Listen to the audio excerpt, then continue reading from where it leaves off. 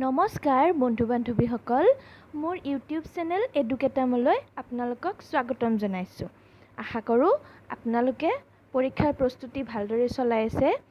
আজি আমি আলোচনা কৰিম সোশিয়েল সায়েন্সৰ যেটো ইকনমিক্স পাৰ্ট আছে তাৰ এটা main topic economic planning and 5-year planning.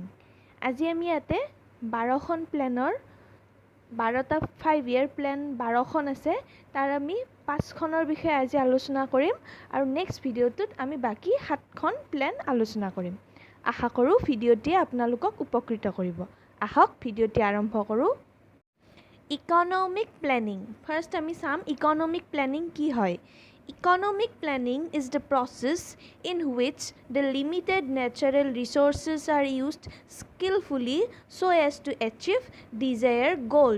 Economic planning এনেকুৱা এটা process হয় য'ত যিবিলাক natural resources আছে প্ৰাকৃতিক যিবিলাক সামগ্ৰী আছে সেইবিলাক লিমিটেড হয়। সেই লিমিটেড প্ৰাকৃতিক সামগ্ৰীবিলাক বা natural resources বিলাক skillfully কৌশলপূৰ্ণভাৱে ইউজ কৰি আমি কি কৰিব পাৰোঁ achieve desired goal যিটো আমি গোল এচিভ কৰিবলৈ আমি টাৰ্গেট কৰিছো বা যেটো গোল আমি এচিভ কৰিব বিচাৰিছো হেতু এচিভ কৰিব পাৰো।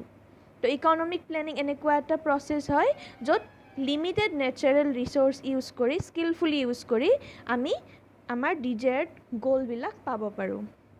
Next, the concept of economic planning in India is derived from Russia. যেটো ইকনমিক প্লেনিংৰ কনসেপ্ট হয় ইন্ডিয়াত যেটো ইকনমিক প্লেনিং ইউজ হয় বা ব্যৱহাৰ হৈছিল হেতু কৰ পৰা লোৱা হৈছিল ৰাছিয়াৰ পৰা। আইডিয়াটো ৰাছিয়াৰ পৰা লোৱা হৈছিল। Planning in India derives the objective from the directive principle of state policy in the constitution. এটু কৰ পৰা লোৱা হৈছে যেটো কনস্টিটিউশনৰ সংবিধানৰ directive principle of state policy আছে সেই প্লেনিংৰ আইডিয়াটো তাৰ পৰা লোৱা হৈছে। কেতিয়াবা কোৱেশ্চন আহে ইম্পৰ্টেন্ট কোৱেশ্চন এটা হ'ব পাৰে যে ইকনমিক প্লেনিংৰ আইডিয়াটো কোনখন ৰাষ্ট্ৰৰ পৰা লোৱা হৈছে হেতু হ'ব ৰাছিয়া আৰু ইকনমিক প্লেনিংৰ আইডিয়াটো কনস্টিটিউশনৰ কৰ পৰা লোৱা হৈছে এটু লোৱা হৈছে ডাইৰেক্টিভ প্ৰিন্সিপল অফ ষ্টেট পলিসিৰ পৰা এই আইডিয়াটো লোৱা হৈছে। Next ahibo in 1947 the Committee of Economic Planning was constituted.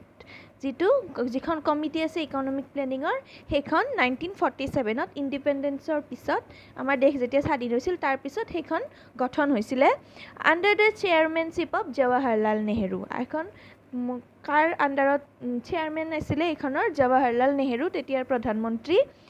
On the recommendation of this committee এই কমিটিখনৰ ৰিকমেন্ডেশন মতে কি হৈছিল planning commission was constituted in March 1950। আহিব পাৰে প্লেনিং কমিশন কেতিয়া গঠন হৈছিল এখন মাৰ্চ 1950 মাৰ্চত 1950 চনৰ মাৰ্চত এখন গঠন হৈছিল and the format of first 5-year plan was prepared in 1951 আৰু প্ৰথম যেটো পঞ্চবাৰ্ষিক পৰিকল্পনা আছে তাৰ ফৰমেটটো কেতিয়া প্ৰিপেয়াৰ হৈছিল 1951 চনত।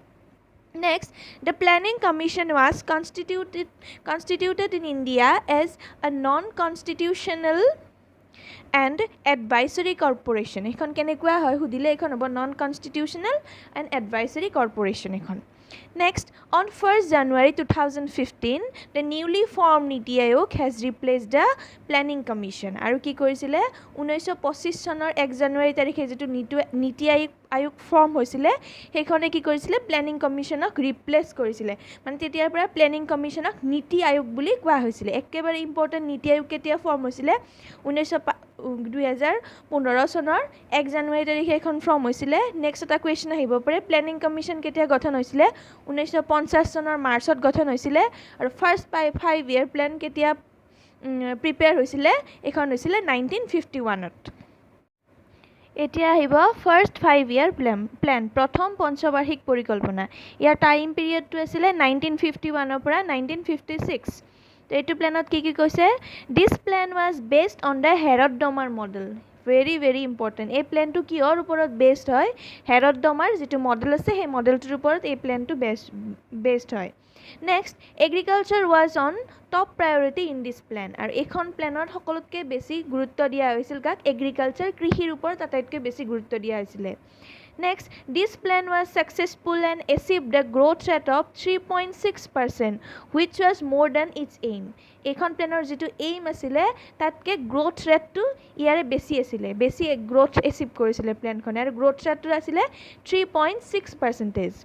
Next, during this plan, there was increase of 18% in national income. এই প্লেনখনৰ সময়ত national incomeত 18%, 18% increase হৈছিলে. And 11% in per capita income. আৰু per capita incomeত increase হৈছিলে 11%. তো ইয়াতে আমি কি পালোঁ, এই প্লেনখন যিখন ফাৰ্ষ্ট 5 year প্লেন আছিলে সেইখন বেষ্ট আছিলে হেৰদ্দমাৰ মডেলৰ ওপৰত. ইয়াৰ টাইম পিৰিয়ডটো আছিলে 1951 পৰা 1956.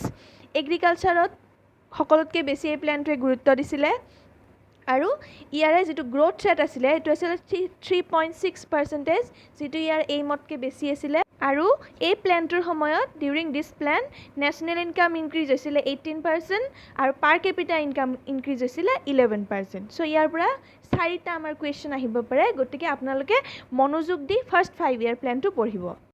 নেক্সট আহিব ছেকেণ্ড 5 year প্লেন. ইয়াৰ টাইম পিৰিয়ডটো হৈছে 1956 পৰা 1961, দ্বিতীয় পঞ্চবাৰ্ষিক পৰিকল্পনা. ফাৰ্ষ্টতে এইটো কৈছে this plan is based on PC Mahalanobis model. Very important, এই প্লেনখনৰ বেছড হৈছে PC মহালনবিছৰ যিটো মডেল আছে সেই মডেলটো. Next, the first priority of this plan was industry. যিখন আমাৰ ফাৰ্ষ্ট 5 year প্লেন আছিলে তাৰ প্ৰায়ৰিটি আছিলে এগ্ৰিকালচাৰ, ইয়াৰে প্ৰায়ৰিটি হৈছে industry. Second priority was given to transport and communication. আৰু ছেকেণ্ড প্ৰায়ৰিটি দিছে যাতায়াত ব্যৱস্থাক, যাতায়াত আৰু পৰিবহণ ব্যৱস্থাক ই ছেকেণ্ড প্ৰায়ৰিটি দিছে. Next, this plan was successful and achieve 4.1 rate of growth. আৰু এই প্লেনখনো কি হৈছিল, ছাকচেছফুল আছিলে আৰু ইয়াৰ ৰেট অফ গ্ৰোথ আছিলে, ৰেট অফ গ্ৰোথ যিমানখিনি এচিভ কৰিছিলে সেইটো আছিলে 4.1. তো ইয়াৰে কি পাইছোঁ আমি, যে এই মডেলটো বেছড হয় PC মহালনবিছ মডেলৰ ওপৰত ই বেছড হয়. নেক্সট, ইয়াৰ ফাৰ্ষ্ট প্ৰায়ৰিটি আছিলে industry and second priority was given to transport and communication. And this plan was successful আৰু ই ছাকচেছফুল আছিলে এই প্লেনখন, আৰু ই এচিভ কৰা ৰেট অফ গ্ৰোথ আছিলে 4.1, যিটো ইয়াৰ টাৰ্গেটতকৈ বেছি আছিলে. নেক্সট আহিব থাৰ্ড 5 year প্লেন. ইয়াৰ টাইম পিৰিয়ডটো হৈছে 1961 পৰা 1966, 1961 to 1966 third 5 year plan. The aim of this plan was to make the economy independent. ইয়াৰ মেইন এইম আছিলে ইকনমিখনক ইণ্ডিপেণ্ডেণ্ট বনোৱা. This plan is also' called Gadgil য়োজনা. এই প্লেনখনক গাডগিল য়োজনা বুলি কোৱা হয়. মেইন কুৱেশ্যন এটা পালোঁ, কোনটো প্লেনে ইকনমিখনক ইণ্ডিপেণ্ডেণ্ট বনাব খুজিছিলে, থাৰ্ড 5 year প্লেন. আৰু গাডগিল যোজনা কোনখন প্লেনৰ অন্য এটা নাম হয়, third 5 year plan. Next, this plan could not achieve its aim of 5.6% growth rate. ইয়াৰে যিটো এইম আছিলে যে এই প্লেনখনে 5.6% গ্ৰোথ ৰেট এচিভ কৰিব, কিন্তু এই প্লেনখন ফেইল হৈছিলে, ই তাৰ গ্ৰোথ ৰেটটো এচিভ কৰিব পৰা নাছিলে. Next, agriculture and industry both were on its priority. ইয়াৰ প্ৰায়ৰিটি ফাৰ্ষ্ট 5 year প্লেনৰ প্ৰায়ৰিটি আছিলে এগ্ৰিকালচাৰ, ছেকেণ্ড 5 year প্ৰায়ৰিটি আছিলে ইণ্ডাষ্ট্ৰী, কিন্তু ইয়াৰে এগ্ৰিকালচাৰ এণ্ড ইণ্ডাষ্ট্ৰী দুটাই প্ৰায়ৰিটি আছিলে, দুটাৰ ওপৰতেই সমানে গুৰুত্ব দিছিলে. Next, the main reason of failure of this plan was Indo China war and Indo Pakistan war. ভাৰত আৰু চাইনাৰ মাজত যি যুদ্ধ হৈছিল আৰু ভাৰত আৰু পাকিস্তানৰ মাজত যি যুদ্ধ হৈছিল, সেই যুদ্ধ দুখনেই আছিলে এই প্লেনখন ফেইল হোৱাৰ মেইন কাৰণ. তো ইয়াৰে টাইম পিৰিয়ড আছিলে 1961 পৰা 1966. ইয়াৰ এইম আছিলে ইকনমিখনক ইণ্ডিপেণ্ডেণ্ট বনোৱা. এই প্লেনখনক গাডগিল য়োজনা বুলিও কোৱা হয়. ইয়াৰে গ্ৰোথ এচিভ কৰা এইমটো আছিলে 5.6%, কিন্তু ই এচিভ কৰিব পৰা নাছিলে. এগ্ৰিকালচাৰ আৰু ইণ্ডাষ্ট্ৰীৰ ওপৰত এই প্লেনখনে সমানে গুৰুত্ব দিছিলে, আৰু এই প্লেনখন ফেইল হোৱাৰ মেইন কাৰণটো আছিলে, মেইন কাৰণ দুটা আছিলে. এটা আছিলে ইণ্ডিয়া আৰু চাইনাৰ মাজৰ ৱাৰ, আৰু ইণ্ডিয়া আৰু পাকিস্তানৰ মাজৰ ৱাৰ. ইণ্ডিয়া আৰু চাইনাৰ মাজত যিটো যুদ্ধ হৈছিল আৰু ইণ্ডিয়া আৰু পাকিস্তানৰ মাজত যি যুদ্ধ হৈছিল, এই যুদ্ধ দুখনেই আছিলে এই প্লেনখন ফেইলিয়ৰ হোৱাৰ মেইন কাৰণ. Next, plan holiday. Plan holiday আছিলে কেতিয়া, ফ্ৰম 1966 to 67 to 68 to 69, মানে 1966 পৰা 69লৈ প্লেন হলিডে আছিলে, মানে কোনো ধৰণৰ প্লেন নাছিলে, এইখিনি সময়ত প্লেন বন্ধ হৈ আছিলে. The failure of third 5 year plan forced the government to declare plan holiday. Third 5 year প্লেনখন যেতিয়া ফেইল হৈছিলে সেইখনে গভৰ্ণমেণ্টক প্লেন হলিডে ডিক্লেয়াৰ কৰিবলৈ বাধ্য কৰাইছিলে প্লেন হলিডে কেতিয়া আছিলে 1966 পৰা 1969লৈ তাৰপিছত আহিব 4th 5-year প্লেন ইয়াৰে টাইম পিৰিয়ড আছিলে 1969 পৰা 1974 The main objective of this plan were growth with stability year main objective আছিলে লক্ষ্য আছিলে কি আছিল গ্ৰোথ উইথ ষ্টেবিলিটি গ্ৰোথটো কৰা কিন্তু যেটো গ্ৰোথ হ'ব এটো ষ্টেবল কৰা মানে এনেকুৱা নহয় যে এখন প্লেনত গ্ৰোথটো বাঢ়ি গ'ল তাৰ পিছত আকৌ কমি যাব এনেকুৱা নহয় বাঢ়ি গ'লে বাঢ়িয়ে গৈ থাকিব মানে এটো ষ্টেবল কৰি দিলা লাহে লাহে বঢ়াই গৈ থকা and progressive achievement of self reliance আৰু কি কৰা self reliance মানে হৈছে আত্মনিৰ্ভৰশীলতা আৰু ইকোনমিখন যাতে আত্মনিৰ্ভৰশীল হ'ব পাৰে এটোৰ ওপৰত ই গুৰুত্ব দিছিলে Next কৈছে this plan failed to achieve its aim and achieved only 3.3% annual rate of growth আৰু এই প্ল্যানখনে কি কৰিছিলে যেটো ইয়াৰ annual rate of growth আছিলে হেতু আছিলে 5 মানে এচিভ কৰা টাৰ্গেটটো আছিলে এটো আছিলে 5% কিন্তু ই মাত্ৰ গ্ৰোথ কৰিছিলে 3.3% সো এই প্ল্যানখনো ফেইলিয়াৰ হৈছিল বুলি আমি ধৰিব পাৰো নেক্সট আহিব 5th 5-year plan 5th 5-year plan or time period is 1974 to 1979.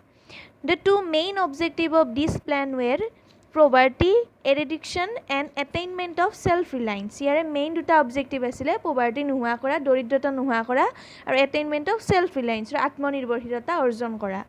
Next, the priority was given to agriculture. Yate priority dia hoisil prothomote gurutto dia hoisil ei plan khone prothome gurutto disil agriculture or krishir uporot. Next industry next তাৰ পিছত ইন্ডাষ্ট্ৰিৰ ওপৰত গুৰুত্ব দিছিল আৰু তাৰ পিছত mines মানে খনন যি কাৰ্য আছে খনন কাৰ্যৰ ওপৰতো ই গুৰুত্ব দিছিলে The approach paper of this plan was prepared under C. Subramaniam.